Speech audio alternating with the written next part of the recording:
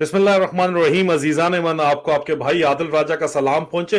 और वादे के मुताबिक शाहीन सहबाई साहब को मैं लेके वॉशिंगटन डीसी से आपके पास आ गया हूं। आप सब की तरफ से मैं शाहीन सहबाई साहब को खुश आमदीद कहता हूं। और आपको मैं TikTok, Twitter, Twitch, LinkedIn, Facebook, rumble और ओडिसी के ऊपर खुश आमदीद कहता हूं। बैक वक्त हम लाइव स्ट्रीम कर रहे हैं। Sir, welcome to the show. Sir, बड़े दिन बाद जो है वो आपको देख रहे हैं, लोग पूछ रहे थे। तो sir, let's just jump right into it. हमारा मौजू तो आज का आईएमएफ, अमेरिका और इमरान खान है, लेकिन उसके ऊपर जरा बाद में आते हैं। इस वक्त इमरान खान और वजीर जो हमारे जो प्राइम मिनिस्टर हैं, माजरत चाहता हूं सर, जो प्राइम मिनिस्टर है, उनके दरमियान में जो है एक लफ्जी गोलाबारी हुई है। मैं अवाम को दिखाना चाहूंगा ये मैं आपसे जानना चाहूंगा कि इसका आपको सर क्या बैकग्राउंड समझ आता है, इसका क्यों ये इस तरह कर रहे हैं। ये एक ट्वीट आपको नजर आ रही होगी इस वक्त, जो कि इमरान खान साहब ने, बल्कि इसको पहले शहबाज शरीफ ने जो पहले ट्वीट की है और उसको इमरान खान ने उसका जवाब दिया है। शहबाज शरीफ ने कहा कि जी, Imran Khan continues to engage in wild, sinister and malicious campaign against COS general Syed Asif Munir. His trick of using the proxies to threaten, ये प्रॉक्सीज कौन है सर, ये भी आपसे पूछना है, to threaten the army chief of an assassination attempt has been badly exposed after his methodically planned attack on state symbols failed. He is clearly desperate and wants to coerce his way back into power, little knowing that the time of his politics of intimidation, violence and hatred is over. Through such highly condemnable antics, he is only exposing himself, the core of which is defined by putting his personal interest, power grab over everything else. The power of people and the political parties which stand behind the army chief and the armed forces like a rock. Oh my God. This will thwart any attempt and conspiracy at undermining their prestige, honor and dignity. Imran Khan साहब ने sir इसका जवाब दिया कि instead of making absurd accusations, the question that Shehbaz Sharif needs to answer is who gained the most from the events of 9th May. 9th May तो sir आपको पता ही है, प्रोपेगेंडा इनका सारा फेल हो गया। 9th May false flag operation जो है वो लॉन्गेस्ट रनिंग फॉल्स जो है वो ट्रेंड चला है। द ह्यूमिलेटिंग, इमरान खान साहब कहते हैं, the humiliating way in which I was abducted from the Islamabad High Court as if I was some criminal. My lawyers and the Islamabad High Court staff was also beaten up, has been declared completely unconstitutional and illegal by the Supreme Court. Has your government held anyone accountable for conducting an unconstitutional act? Asked Imran Khan to Shehbaz Sharif. Any independent investigation will find that you and your band of crooks and money launderers who were petrified of losing elections to PTI were behind the mayhem caused on 9th May and the crackdown against PTI that followed. Lastly, you cannot fool anyone by making these nonsensical and ridiculous statements just to drive a wedge between Pakistan's biggest political party and the establishment, only so that you can save billions that you've stolen from the people of Pakistan. Now, this is, sir, very, very, very strong words, unprecedented strong words, sir. इसके ऊपर पहले बताइएगा sir, क्या कहेंगे? Sir, ये जो शहबाज शरीफ ने prime minister साहब ने ट्वीट किया है असैसिनेशन अटेम्प्ट का, उस पे बहुत से व्लॉगर्स और कुछ वो उसको लिंक कर रहे हैं मेरे एक ट्वीट से, और मेरा एक इंटरव्यू था 2-3 दिन पहले डॉक्टर मोहित पीरजादा के साथ, और वो बेसिकली वो मुझसे पूछ रहे थे कि जी आपका इतना लंबा पीरियड है तो आप जरा कुछ थोड़ी सी हमें ऐसा कुछ वाक्य बताएं या जो आपने ऑब्जर्वेशंस की है ड्यूरिंग ये जो रेन ऑफ टेरर होते हैं आर्मी के, क्योंकि मैं देखा अयूब खान के वक्त ही मैं आ गया था फील्ड में, फिर उसके बाद जियाउल्लाह, तो मुशर्रफ, तो बाकी सारे भी देखे बहुत सारे, तो वो ये पूछ रहे थे। तो मैंने उनको कहा, मैंने कहा देखिए ये रेन ऑफ टेरर जो है ये उस वक्त तक चलता है जब तक एक कोई छोटा सा वाकया हो जाता है और फिर ये सारा का सारा महल जो है ये गिर जाता है। अब उसमें मैंने किसी का नाम नहीं दिया, इस रेन ऑफ टेरर का या पुराने का या नए का। मैंने ट्वीट किया कि जी ये समझदार लोगों के लिए ये समझने की बात है कि अयूब खान इतने बड़े फील्ड मार्शल थे और इतने बड़े वो डिक्टेटर और पूरा पाकिस्तान उनके कंट्रोल में, लेकिन पिशावर में जिस दिन वो आए 1968 में और जलसा किया एक आके, और इत्तेफाक से मैं भी उस जलसे में मौजूद था और मीडिया की गैलरी में बैठा था, तो एक लड़का, यंग से लड़का खड़ा हुआ और उसने अपनी पिस्तौल निकाली और 2 फायर कर दिए उनपे, और उसको तो पकड़ लिया लड़के को, खैर वो फायर लगे नहीं, मगर अयूब खान साहब जो थे वो रोस्टन से नीचे झुक के और मेज के नीचे घुस गए,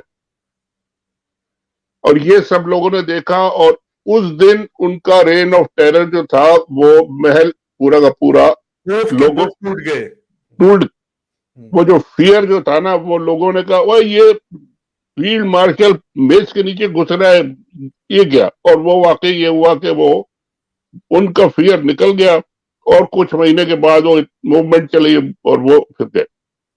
इसी तरह मैंने कहा कि ये ज़िया-उल-हक साहब इतने बड़े डिक्टेटर थे, एक वाकया हुआ, किसी ने आम की पेटी रख दी या क्या हुआ, व्हाटएवर हैपेंड, और वो जहाज उनका पट गया, जैसे हमारे साबिक सदर इसाक खान साहब ने ऐलान किया था कि उनका जहाज पट गया, तो वो खत्म हो गया सारा।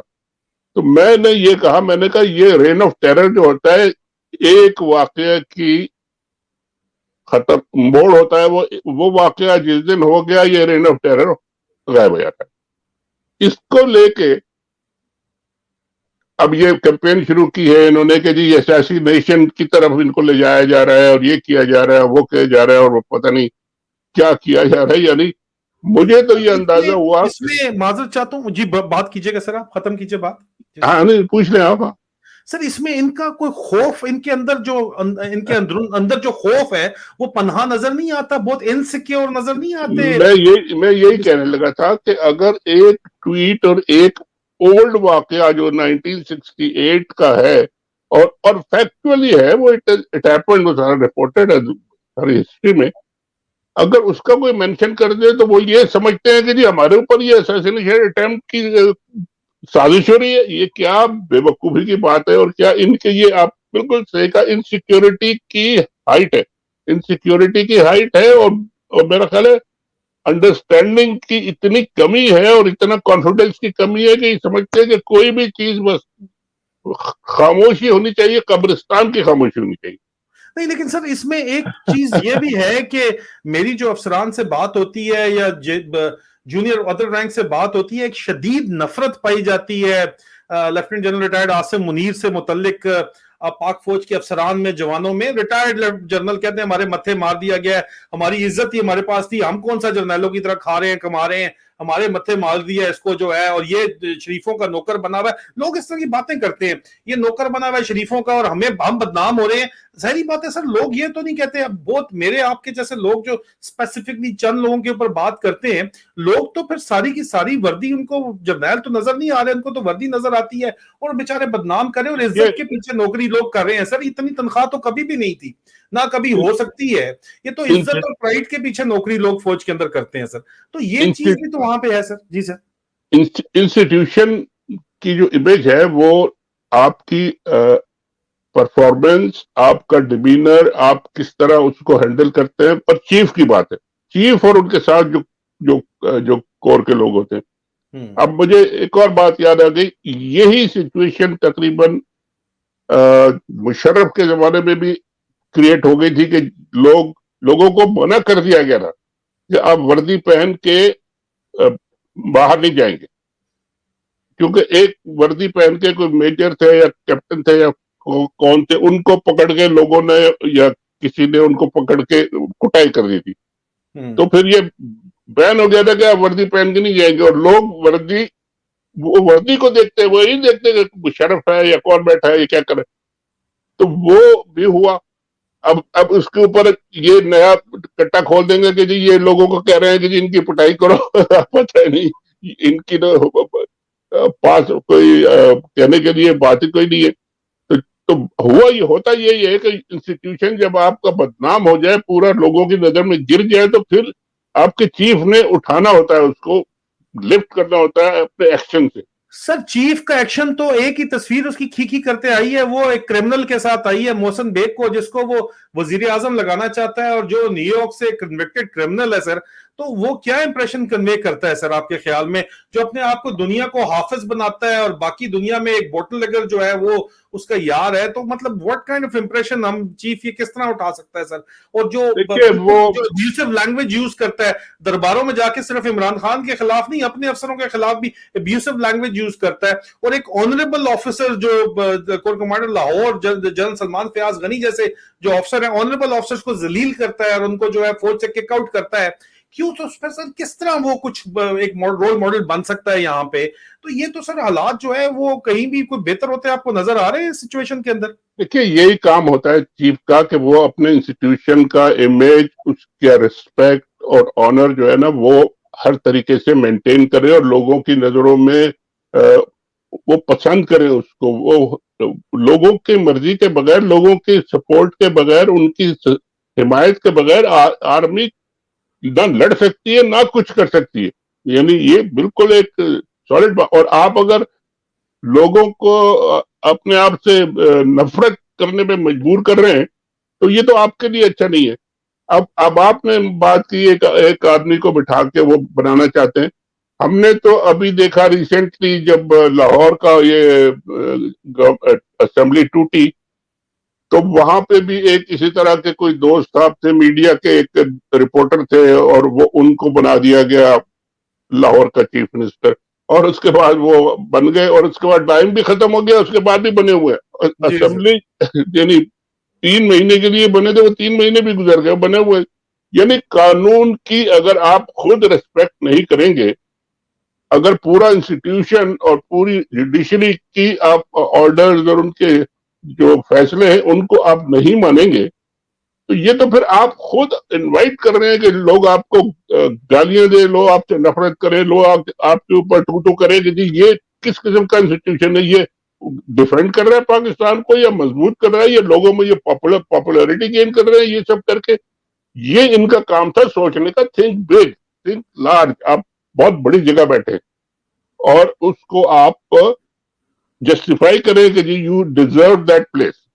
और मगर आप एक्शन ऐसे कर रहे हैं कि लोग आपको मजीद बुरा समझ रहे हैं कि जी आपने एक रिपोर्टर को बिठा दिया चीफ मिनिस्टर बना के और उससे ऐसे ऐसे काम करा रहे हैं जो आपका चपरासी भी शायद बाजूत कहे कि जी मैं नहीं करता हूँ। भारत अब प्राइम मिनिस्टर का टाइम आया है तो एक एग्जाम्पल अगर हमारे पास ये है इनका मोहसिन साहब का जो ऑलरेडी बैठे हुए, तो पॉसिबल है कि जी दूसरा भी फिर इसी किस्म का आएगा, क्योंकि टेंट तो उन्होंने सेट कर दिया, एक एग्जाम्पल तो सेट कर दिया उन्होंने, तो वो ले आए। खैर मगर मगर असल में जो बात हुई है वो आपने शायद कहा था कि जी हमारा पहला डिस्कशन होगा आईएमएफ के साथ, आईएमएफ के जी सर, जी सर, जी सर। ये मैंने पूछना था सर कि आईएमएफ आज से पहले कभी इस तरह एक ऑपोजिशन लीडर भी नहीं है Imran Khan sir. Opposition leader तो राजा रियाज है नाम के ऊपर। एक political leader who is not in the government, उनके पास जाके उन्होंने सिक्योरिटीज मांगी हो या कहा हो कि इजाजत मांगी हो कि हम इनको दे दें या ना दे दें, ये पहले आज से पहले क्या कभी हुआ है? और अगर हो रहा है तो क्यों आपके ख्याल में हो रहा है सर? देखिए आईएमएफ वाले जो हैं वो आपको पैसे देते हैं, मिलियन और बिलियन डॉलर देते हैं और वो कोई आंखें बंद करके आपके कहने पे या आपके खुशी आपको आपके लिए कोई वो हार्ट दिल में उनके लिए कोई बड़ी हमदर्दी नहीं है। वो अपना एक उनका बिजनेस है, पूरी दुनिया के लोग पैसे आईएमएफ में डालते हैं, वो पैसे देते हैं, उस पर इंटरेस्ट लेते हैं, ये पूरा एक उनका सिस्टम है। उनको भी पता है कि पाकिस्तान में कौन रियल पॉलिटिकल लीडर है, कौन पॉपुलर लीडर है, कौन आर्मी की क्या पोजीशन है, कितनी पॉपुलर है, इलेक्शन होना है। मैं पहले दिन से कह रहा हूं, जिस दिन से ये आईएमएफ का स्टैंड बाय ये आया था एग्रीमेंट, मैंने उसी दिन से ये कहना शुरू कर दिया कि जी आईएमएफ ने इनको फंसा दिया है, बुरी तरह फंसा दिया। इसलिए कि 9 महीने का टाइम उन्होंने दिया है, 9 महीने में इन्होंने एक नई इलेक्टेड गवर्नमेंट बिठानी है ताकि आईएमएफ फिर उनसे बात करे, वो किसी और से बात नहीं करेगा। और 9 महीने के अंदर आप अगर क्लॉक बैक करें तो आपको इन्होंने अभी अगस्त में डिसॉल्व करना है, फिर एक केयर टेकर सेटअप लाना है, फिर एक नई गवर्नमेंट बनानी है, फिर आपने वो जाके कहीं मार्च में बात करेगी और इलेक्शन की शर्त है। उन्होंने ये शर्त रखी है कि जी we want a credible fair and free election acceptable to everybody.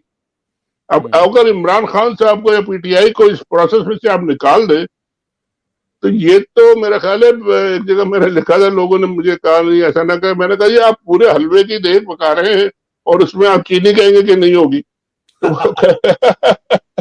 तो क्या होगा फिर उस हलवे की देग में, अगर आप उस इलेक्शन में अगर आप ये इनको। जब देख पकाई जा रही थी तो बड़ा बहुत डॉन न्यूज ने भी इसके ऊपर छापा, पीपल्स पार्टी से रिलेट करके कि बिलावल साहब के जो फॉरेन मिनिस्टर के दौरे हैं उनकी वजह से अमेरिका ने ये डील फैसिलिटेट करवाई है। वो मुसलसल आईएमएफ को कह रहे थे कि आप ये डील करें, साथ साथ पाकिस्तान गवर्नमेंट को भी कह रहे थे कि आपने जो कमिटमेंट्स की नहीं है वो आप पूरी करें, लेकिन साथ साथ उनकी वजह से ये डील होने जा रही है। लेकिन अब ये आईएमएफ जाके इमरान खान के पास बैठ गया है और इमरान खान ने जारी बात है फ्री एंड फेयर इलेक्शन ही की डिमांड की होगी।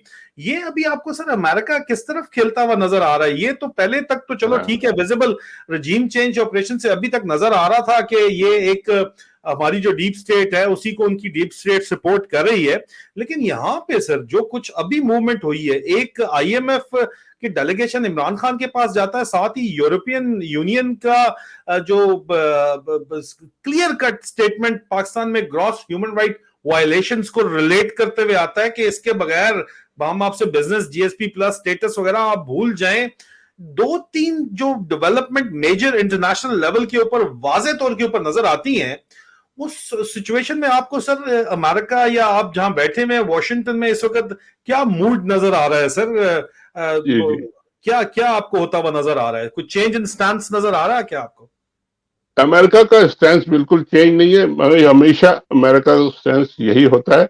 अमेरिका की पॉलिसी ये है कि पाकिस्तान जैसे मुल्क जो कि इम्पोर्टेंट भी हैं, जो कि स्ट्रेटेजिकली इम्पोर्टेंट है, मिलिट्री इम्पोर्टेंट है, न्यूक्लियर पावर्स हैं और सिंगल न्यूक्लियर पावर है पूरे इस्लामिक स्टेट पे, और फिर इनका इन्फ्लुएंस भी है इस्लामिक ग्रुप में, बहुत सारे मुल्कों से हम मिलिट्री टू मिलिट्री रिलेशंस भी हैं।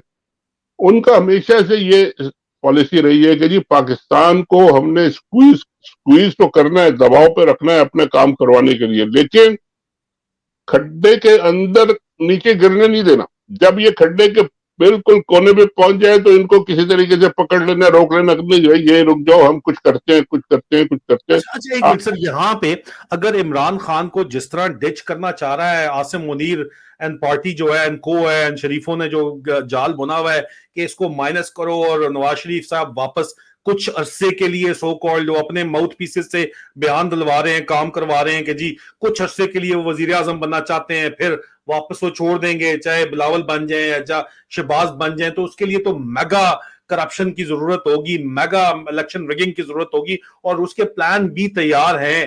तो अगर वो इस तरह का काम करते हैं तो इसका मतलब है तो खड्डे में गिर जाएगा पाकिस्तान, एक परमानेंट जो है वो। जी जी जी। देखिए मैं यही कह रहा था कि खड्डे में गिरने नहीं देते। तो आखिरी वक्त जब हम तकरीबन डिफॉल्ट के करीब पहुंच गए तो अमेरिका ने भी कहा कि जी इनको कोई अरेंजमेंट दो ताकि ये खड़े रहें, और वो उन्होंने फिर आईएमएफ में बहुत सारे मुल्क और भी हैं, खाली खाली अमेरिका तो नहीं है, और भी मुल्क हैं। चाइना ने हमसे कहा था कि जी आप आईएमएफ का एग्रीमेंट करेंगे तो फिर हम आपको पैसे देंगे, यूएई ने कहा था, सऊदी अरब ने कहा, सारे लोगों ने कहा। तो आईएमएफ का एग्रीमेंट तो जरूरी था, मगर उन्होंने जो दिया है वो इम्पोर्टेंट है कि सिर्फ एक टेम्पररी स्टैंड बाय, यानी आप मैं एक हमारा स्टैंड बाय की आप उर्दू में तर्जुमा कर ले, एक नौकर बीमार हो गया तो एक कोई और नौकर आके खड़ा हो गया थोड़ी देर के लिए कि जब तक वो ठीक नहीं होता ये खिदमत करेगा, बाकी थोड़े। स्टैंड बाय एग्रीमेंट जो उन्होंने दिया है उसमें इनको पूरी तरह फंसा दिया है कि आप, और 9 महीने का वो एग्रीमेंट है, पहले 3 महीनों में वो $1 बिलियन देंगे, फिर नेगोशिएट करेंगे, फिर देखेंगे आप इलेक्शन करा रहे हैं नहीं करा रहे हैं, आपकी ह्यूमन राइट्स की सिचुएशन क्या है, अगर वो ठीक हुई तो फिर वो दूसरा एक बिलियन दे देंगे, और नई हुकूमत आएगी, अगर आ गई और बन गई और मजबूत हुई, क्रेडिबल हुई, लोगों ने उसको एक्सेप्ट किया, कंसेंसस हुआ, सबने मान लिया कि ये इलेक्शन हो गया ठीक है, तो फिर वो तीसरे उस नई गवर्नमेंट से फुल फ्लैज एग्रीमेंट की बात करेंगे। तो ये तो अब मतलब उन्होंने तो इनको जकड़ लिया है, और उसके लिए जरूरी था कि इमरान खान से वो जाके मिले, क्योंकि उनके बगैर इमरान खान चीनी के बगैर आप हलवे की देग नहीं पका सकते, उनको भी पता है। इसलिए वो मिले हैं और उन्होंने और बहुत मेरा ख्याल है अच्छी बात की इमरान खान ने, बड़ी एक दूरंदेशी की बात की, विजनरी बात की कि उन्होंने कहा हम आपके पूरे प्रोग्राम को सपोर्ट करते हैं, हम आपको सपोर्ट करते हैं, मगर आप हमें एक गारंटी दें कि इलेक्शन फ्री एंड फेयर होगा। और उनसे जब उन्होंने बातें की और उन्होंने फिर सपोर्ट किया उसको, कोई ना कुछ उन्होंने जरूर जाहिर कहा होगा कि जी हम पूरे कोशिश करेंगे कि जी आप रिगिंग ना हो, ये ना हो, वो ना हो, आपको पूरा मौका मिले। तो ये एक आईएमएफ के लिए तो एक तरह से इनकी पूरी जो 9 मई के बाद और उससे पहले से जो इन्होंने एक रेन ऑफ टेरर शुरू किया हुआ था, उसके लिए एक लाइफ लाइन इमरान खान के लिए तो ये थी और है और ये रहेगी, क्योंकि आप आईएमएफ की कमिटमेंट्स के बगैर ये आप मुल्क चला नहीं सकते। आईएमएफ कहती है कि जी आप इस तरह करें तो आपको करना पड़ेगा। अगर आप ओपन फेयर फ्री इलेक्शन करते हैं तो फिर आप इमरान खान को रोक नहीं सकते, आप इमरान खान को माइनस नहीं कर सकते, उसकी पार्टी को निकाल नहीं सकते। उसके होते हुए आप इलेक्शन करेंगे तो रिजल्ट आप पहले से मैनिपुलेट रिजल्ट नहीं ला सकते। इनका मसला ही सबसे बड़ा ये है कि जी इधर जाए तो खाए ये, उधर जाए तो इमरान खान है, अब जाए तो जाए कहाँ पर, मुसीबत ये है। तो सर इस सारी सिचुएशन में आपको इमरान खान की वापसी क्या नजर आती है? देखिए वापसी का तो अभी दूर है, लेकिन अभी तो इमरान खान को उन्होंने 150-200 केसेस में फंसाया हुआ है और किसी न किसी केस में वो कन्विक्ट भी कर देंगे, ठीक है, मगर इससे कुछ होता नहीं है। ये शॉर्ट टर्म थिंकिंग है, ये बहुत लिमिटेड थिंकिंग है कि जी हम एक तोशा खाने में घड़ी के बेस के ऊपर आप पूरी पार्टी को आप बैन कर देंगे और लीडर को बैन कर देंगे, ये नहीं हो सकता। लोग मानेंगे नहीं, अगर लोग नहीं मानेंगे आपकी पॉलिटिकल स्टेबिलिटी कहां से आएगी, कैसे आएगी? और नहीं आएगी तो फिर आप आईएमएफ को क्या जवाब देंगे और उनसे पैसे कैसे लेंगे, तो आप मुल्क कैसे चलाएंगे? तो ये बहुत सारी चीजें इंटरलिंक्ड है और इनको यानी up to a fair degree election कराना पड़ेगा, बहुत ट्रांसपेरेंट। और इमरान खान साहब ने जो कमाल पिछले 1 साल में किया है वो ये कि इलेक्शन में इनकी जो जो पूरी की पूरी रिगिंग की जो प्लान होती थी उनको उन्होंने 1 साल में डिफीट किया है, 30 इलेक्शन जीत के। तो उनको इलेक्शन लड़ने का तो उन्होंने एक कुछ तजुर्बा आ गया उनको। अब उनकी पार्टी के लोगों को पकड़ लिया है, लोगों को निकाल दिया है, वो बहुत अच्छा किया है, क्योंकि उनकी पार्टी जो है वो जो भी आप कह लें अंडे थे, खराब अंडे थे, अच्छे अंडे थे, उन सबको उन्होंने सफाई कर दिया। जो भी लोग आएंगे अब बेसिकली वो आएंगे इमरान खान के नाम पे, लड़ेंगे पीटीआई के टिकट पे, तो लोग वोट देंगे इमरान खान को, चाहे वो ABC खड़ा हो या कोई भी खड़ा हो। तो उससे उनको कोई फर्क नहीं पड़ा, फायदा होगा उनसे। ऐसे जो लोग थे जो लाए गए थे लोग या पहले से इम्प्लांट किए गए थे, उनको लोग ऑलरेडी छोड़ के चले गए। अब उनका फ्यूचर जो भी हो करते रहे। मगर ये जो आप कह रहे हैं ना प्लान बी तैयार है, मेरा ख्याल है ये छोटे छोटे इलेक्शन को मैनेज नहीं कर सके, जैसा कि कराची में हुआ, मेयर का इलेक्शन हुआ, 400-500 वोटर थे और फिर भी इनको 30 वोटर्स को जेल में डालना पड़ा कि जी जाके वोट ना दे और फिर उन्होंने अपना जबरदस्ती इलेक्शन मेयर पीपल पार्टी का जितवाया। इसी तरह ये गिलगित बल्तिस्तान में ओवरनाइट उन्होंने कर लिया और फिर पूरी असेंबली को ही रोक दिया और इलेक्शन को ही रोक दिया, क्योंकि करते तो ये हैं, मैनेज नहीं होता वो पूरा, उस तरह होता नहीं है। जाहिर है कोई लोग भी तो पॉपुलर लोग हैं, इलेक्टेड लोग हैं और जेन्युइन लोग हैं, वो इनका प्लान फेल कर देते। तो अब पूरे मुल्क में आप अंदाजा लगाएं कि अगर यही काम अगर इन्हें पूरे मुल्क में इस बड़े स्केल पे करना है तो वहां तो फेलियर के अगर पहले 50% चांस है तो अब 80% चांस है कि ये नहीं हो सकेगा। और ऊपर से आईएमएफ लेके अपना मॉनिटरिंग डंडा खड़ा है, ऊपर से इंटरनेशनल मॉनिटर्स आएंगे, ऊपर से ह्यूमन राइट्स एसोसिएशन आके इलेक्शन देखेंगी, सारी दुनिया देखेगी इलेक्शन। आप धांधली नहीं कर सकते और करेंगे भी थोड़ी बहुत तो वो इमरान खान साहब उसको काउंटर कर सकते हैं। तो ये सबसे बड़ा डायलेमा इनका ये है और इसको अब कैसे रिजॉल्व करते हैं ये मुझे तो लगता है कि बहुत ही कम अकल के लोग हैं, ये मैनेज नहीं कर सकेंगे। आपको लगता है कि बहुत कम अंक के लोग हैं, मैनेज नहीं कर सकेंगे? सिर्फ फाइनल क्वेश्चन सिर्फ मैं आपसे करना चाहूंगा कि क्या आपको लगता है कि इस वक्त ये आसिम मुनीर एंड पार्टी जो है, जो शरीफों के साथ मिलके जो उन्होंने गैंगअप किया हुआ है, इनके आपके ख्याल में इस्टेब्लिशमेंट या इस्टेब्लिशमेंट के पूरी की पूरी जो पैराफिनेलिया है, बहुत सी पावर्स हैं इसके अंदर, क्या आपको ये इनके कंट्रोल में, मुकम्मल कंट्रोल में नजर आती हैं? और अगर कंट्रोल में है तो इनको क्यों डर लगा हुआ है कि ये जो है वो कातलाना हमले का कभी शोर मचाते हैं, कभी शेर आया का शोर मचाते हैं? लेकिन क्या मेन क्वेश्चन इज कि आसिम मुनीर के कंट्रोल में आपको लगती है एस्टैब्लिशमेंट सारी की सारी, जिसके अंदर सर अभी रिसेंट मैंने तस्वीरें भी शेयर की हैं कि, और उसका कोई जवाब नहीं आया कि आईएसआई ने कस्टम्स के ऑफिसर्स को अगवा किया है, क्योंकि कस्टम वाले आईएसआई को भत्ता नहीं कराची में दे रहे थे। मैंने तस्वीरें भी शेयर की हैं, कोई जवाब ना कस्टम से आया ना आईएसआई से आया। जवाब मैंने मांगे, कोई जवाब किसी ने नहीं दिया। लेकिन ये जिस तरह के हालात यहाँ पे बने हुए हैं, जंगल का कानून बनाना रिपब्लिक जो बनी हुई है, ये आपको लगता है ये आसिम मुनीर के कंट्रोल में है या ये कर सकता है कंट्रोल ये काम? देखिए, अंदर खाना जो कुछ भी इनका सिस्टम है या ऑपरेशन है या जो भी इन्होंने मैकेनिज्म बनाया हुआ है, वो अपने तौर पे तो वो चला रहे हैं कि जी चल रहा है, ठीक है। लेकिन जो सेंसिटिव इतने ज्यादा हैं, छोटी छोटी बात पे अगर ये दिमाग घूम जाता है और गद्दारी के मुकदमे खड़े कर देते हैं, और प्राइम मिनिस्टर एक ट्वीट या एक इंटरव्यू पे आप प्राइम मिनिस्टर साहब इतना लंबा चौड़े तकरीर फरमा देते हैं, ये मुझे इससे अंदाजा होता है कि ये कंट्रोल में बिल्कुल नहीं है। They are very nervous and very insecure, और ये चाहते हैं कि हर चीज बंद हो जाए, बिल्कुल आवाज कोई ना निकले, कब्रिस्तान की खामोशी हो जाए और फिर हम इलेक्शन करें। वो हो नहीं सकता, वो कर नहीं सकते ये।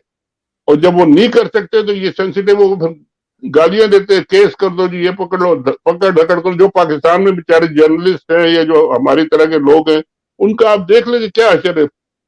2-2 महीने से पता ही नहीं कि गए कहाँ लोग। तो इमरान रियाज साहब जो है, खान जो है, उनका बताता ही नहीं है कोई कि जी कहाँ है वो।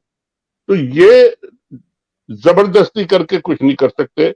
बाहर जो लोग बैठे हैं पूरे, अभी कल यहाँ पे अमेरिका में टेक्सास में डॉक्टर्स का कन्वेंशन हो रहा था।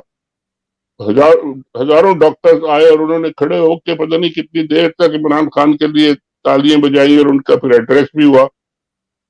तो सारी दुनिया तो सुन रही है और सारी दुनिया वही देख रही है। और आपने एक और चीज भी देखी होगी कि ये जो अभी जुमे के दिन इमरान खान साहब ने एक बड़ा जबरदस्त स्ट्रोक खेला कि उन्होंने कहा कि जी हमारी पूरी पार्टी निकल के जाके कुरान शरीफ की उसमें करे। अब वहां ये रोक भी नहीं सकते उनको, वहां उनको पकड़ भी नहीं सकते, और वहां उस मसला ऐसा है। और पूरे पाकिस्तान में उनके लोग निकले, अब वो बता भी नहीं सकते, टेलीविजन पे दिखा भी नहीं सकते। तो ये अजीब चक्कर में फंसे हुए, अपनी जलेबी इन्होंने अपने गिर्द बनाई हुई है, उसी में ये फंस गए। इनको थोड़ा सोच समझ के करना चाहिए। इमरान खान को आप माइनस करके नहीं कर सकते, आप उनसे बात करके बैठ के अंडरस्टैंडिंग करके फिर आप इलेक्शन कराएं। आप एक ऐसा इलेक्शन कराएं जो एक्सेप्टेबल हो सबको। वो भी मेरा ख्याल है अगर आप जेन्युइन रीजनेबल बात करेंगे तो वो भी तैयार हो जाएंगे। अब के जी चले आगे चलते हैं, थोड़े पुरानी बातों को छोड़ दें, लेकिन आगे चलने की आप गारंटी दें कि आप सही तरीके से चलेंगे। तो ये हो सकता है, मगर अकल इनमें होनी चाहिए और इतना इनसिक्योरिटी नहीं होनी नवाज चाहिए। शरीफ साहब के हाथ में आसिम मुनीर एक पुतली तमाशा है, जिसमें आसिम मुनीर एक पुतली या पपेट वाजे तौर के ऊपर नजर आ रहा है। और नवाज शरीफ साहब की जो बकायदा पीछे हिस्ट्री है वो बताती है कि वो कॉम्प्रोमाइज नहीं करते, उनको सिर्फ वो चाहिए, वो जिद्दी उनकी जहनियत है, जो उनको चाहिए वो उनको चाहिए। तो उनको जो चाहिए वो हिंदुस्तान को भी वही चाहिए। लेकिन अगर वो अमेरिका को नहीं चाहिए तो आपके ख्याल में ये वो अमेरिका कहता है कि नहीं, ये अगर ये अंदर गिर जाएंगे तो हमने इनको नहीं गिरने देना है, इनको रोकी रखना है। तो ये आपको किस तरफ उस सिचुएशन में जाते हुए नजर आता है सर बात? देखिए, आप कह रहे हैं कि जी आर्मी चीफ उनके हाथ पे पपेट है। मैं इसकी उल्टी बात करता हूँ। ये सारी की सारी पॉलिटिकल पार्टीज जो है ना, ये अपने खौफ और अपने डर से कि इलेक्शन में हमारा सफाया हो जाएगा, वो जाके आसिम मुनीर के वो एक छोटा सा अम्ब्रेला है या बड़ा अम्ब्रेला है या कोई उनकी किश्ती है या कोई नैया है, उसके अंदर बैठ गए सारे, और इतने ज्यादा हो गए हैं कि वो उसी को डुबो देंगे। तो ये इनका तो मसला यही है कि एक दूसरे के पीछे छुप रहे, सामने आके हिम्मत नहीं है फेस करने की। और पोजीशन ये है कि सारी दुनिया अब कह रही है कि जी आपने ये करना है और इसके बगैर आप आगे नहीं चल सकते, वरना मुल्क आपका बैठ जाएगा। तो this is the dilemma, and I hope and wish कि कोई समझदार लोग आके और इसको हल करें। तो पीडीएम में सर क्या ये कहना फाइनली ये कमेंट जायज होगा कि पीडीएम में इतनी हिम्मत नहीं है कि वो कौम को फेस कर सके, और आसिम मुनीर में इतनी हिम्मत नहीं है कि वो फौज को फेस कर सके? खैर आसिम मुनीर का तो मैं नहीं कह सकता, फौज का चीफ होता है, वो तो जाहिर है फौज को तो उनके कंट्रोल में है ही। लेकिन पीडीएम में तो बिल्कुल मैं कह सकता हूं कि इनमें हिम्मत नहीं है कि अपने जोर पे जाके इलेक्शन लड़े और जेन्युइन इलेक्शन लड़के जीते। ये तो सड़क पे खड़े होकर नारा नहीं लगा सकते लोग, वहां खड़े होकर इनको अंडे टमाटर और पता नहीं क्या क्या मारेंगे, तो वो तो अलग चीज है। फौज में अगर उनका कंट्रोल है, वो बिल्कुल है, होना चाहिए आर्मी चीफ का कंट्रोल, कोई ऐसी गलत बात नहीं है। लेकिन उसको अपने इंस्टीट्यूशन का खुद ख्याल रखना चाहिए कि जी मेरा इंस्टीट्यूशन बदनाम ना हो, मेरा इंस्टीट्यूशन लोग नफरत ना करें। और अगर वक्त पड़ गया, कोई इंटरनेशनल या कोई बाहर से फॉरेन एग्रेशन हुआ या कुछ भी हुआ, तो लोग हमारे साथ खड़े हों। इस वक्त जो है ना, मैं बिल्कुल नहीं कह सकता कि अगर कोई एग्रेशन हुआ या कोई थ्रेट आई तो पाकिस्तान के लोग कहां खड़े होंगे, क्योंकि ये इस वक्त जो है ना आर्मी का इन्होंने इमेज बहुत नीचे गिरा दिया, इसको उठाने की जरूरत है। सर ये जितना बड़ा बिजनेस एम्पायर पाकिस्तान आर्मी का है इस वक्त, grand mega business empire, military incorporated, इस तरह आपने पूरी दुनिया देखी है, जिंदगी पूरी गुजारी है, इस तरह का बिजनेस एम्पायर आपको किसी और मुल्क के अंदर, किसी मुल्क और मुल्क की अफवाज चलाती हुई नजर आती है सर? ऐसा तो किसी मुल्क में हुआ भी नहीं है ना कि एक डिक्टेटर 11 साल बैठे, दूसरा डिक्टेटर 10 साल बैठे, तीसरा डिक्टेटर भी आके फिर 10 साल बैठे। तो आधे मुल्क की जिंदगी में तो यही लोग बैठे रहे और यही सारा खाना पीना, बिजनेस बिजनेस सारे अपने भाई और भतीजे और उन्हीं के थ्रू होता रहा है। और फिर खुद अपने नामों से भी हुआ और बेगमात के नामों में हुआ। तो ये तो एक नेचुरल रिजल्ट है। आप इतना लंबे लंबा जब पूरे मुल्क पे रूल करेंगे और पॉलिटिशियंस आपके बिल्कुल मरे मुर्दार चोर डाकू हो, जो आपके सामने खड़े ना हो सकते हो, तो फिर कोई पूछने वाले नहीं है, फिर तो यही होगा। तो उसका तो वो तो जो हो चुका है वो हो चुका है, लेकिन उस आना चाहिए उनका भी जवाब, उनका भी अकाउंटेबिलिटी होनी चाहिए। इतने बड़े बड़े जो ये मेगा एम्पायर्स हैं, कितना टैक्स देते हैं ये, कौन इनके बेनिफिशियरीज हैं, कहां से इनको टैक्सेस की रिलीफ मिलती है, कहां से इनको इंपोर्ट होती है, क्या होता है। जैसा आप कह रहे हैं कि जी कस्टम के लोगों को उठा लिया, इस तरीके से अगर इनकी इंपोर्टेड मटेरियल आता है और लग जाता है और पता ही नहीं चलता कि कितना आया कितना गया। ये सब अकाउंटेबिलिटी एक प्रॉपरली इलेक्टेड गवर्नमेंट, जिनकी लोगों की सपोर्ट हो, जिसको वो आके ये काम कर सकती है। और ये बिल्कुल अलग होना चाहिए, ये इनका बिजनेस एम्पायर और मिलिट्री की फाइटिंग फोर्स अलग होनी चाहिए। ले जाए जितने जनरल्स आप ले जाते हैं सबको, जाके एक एक कंपनी, एक एक बड़ी बड़ी फाउंडेशन दे दें, उनका फिर लड़ाई लड़ने वालों से ताल्लुक नहीं होने चाहिए। लड़ने वाले जान देते हैं, लोग उनको पसंद करते हैं। लोग ये जो एम्पायर जो बैठे हैं, बिजनेस एम्पायर, इनको कोई नहीं पसंद करता। तो ये इनके सोचने की बात है कि ये हम कहाँ लेके जा रहे हैं और कहाँ तक लेके आ गए हैं। आगे अल्लाह मालिक है, इनको अकल होगी तो मिल जाएगी। चले सर, मेरा ख्याल बहुत लंबा हो गया सर, थैंक यू जी सर। इस दुआ के साथ के अल्लाह इनको अकल दे, अल्लाह इनको हिदायत दे और अल्लाह पाकिस्तान के लिए बेहतरी करे। इजाजत चाहते हैं आज आपसे। Thank you so very much sir, आप आए। मुझे, आदिल राजा और शाहीन साहब भाई साहब को इजाजत दीजिएगा। इंशाल्लाह बहुत जल्द आप लोगों से दोबारा मुलाकात होगी। फी अमान। Thank you sir, thank you sir.